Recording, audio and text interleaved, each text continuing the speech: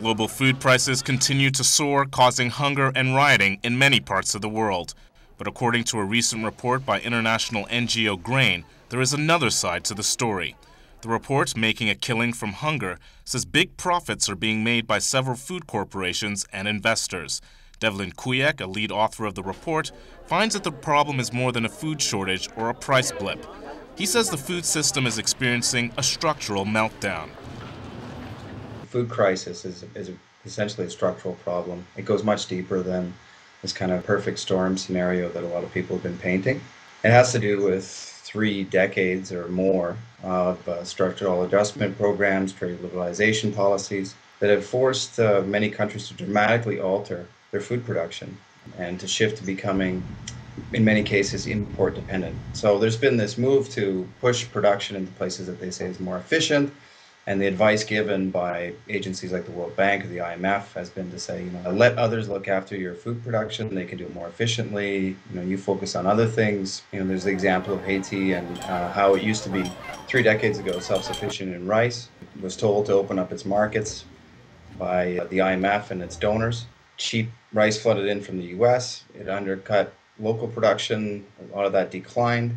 So Haiti is put in a position where now it's dependent on imports from the US. And when you get this escalating market prices, of course the country and the large numbers of poor people who live there are extremely vulnerable. And we're in a situation today where the food crisis is really not even a problem of supply, it's more a problem of price, and people can no longer afford to buy it. You've had a shift in production, the type of agriculture production. Governments have pursued policies to industrialize their agriculture. And this has made agriculture highly dependent on inputs. So whether it's seeds, chemical fertilizers, or machinery, and often dependent on petroleum for production as well.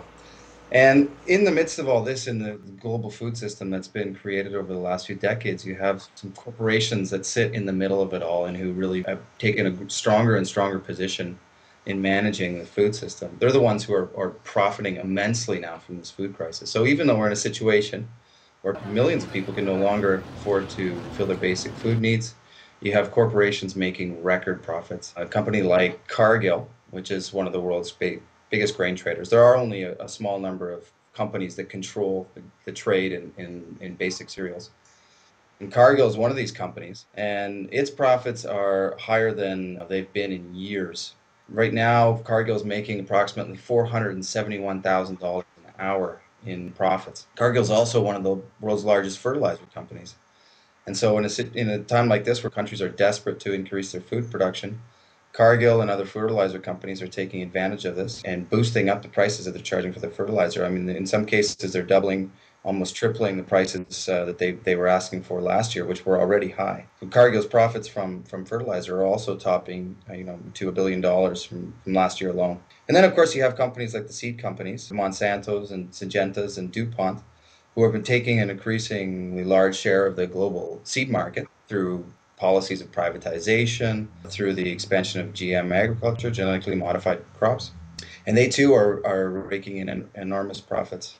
Monsanto's profits, I think, from last year were up about 44%. This is a situation we're seeing across the board. It's hard to imagine how you could look at the current scenario and say, well, we need more globalization, we need more trade liberalization. It makes much more sense in this kind of situation that countries get back to basics and start looking at how they're going to satisfy the food needs of their people and not be so dependent on exports and on the world market, not be dependent on a market where corporations can essentially make as much profits as they want, especially in crisis times when the need is higher, when the demand is higher, when people are more desperate. I think if anything, we need a complete rethink of the model that we're in.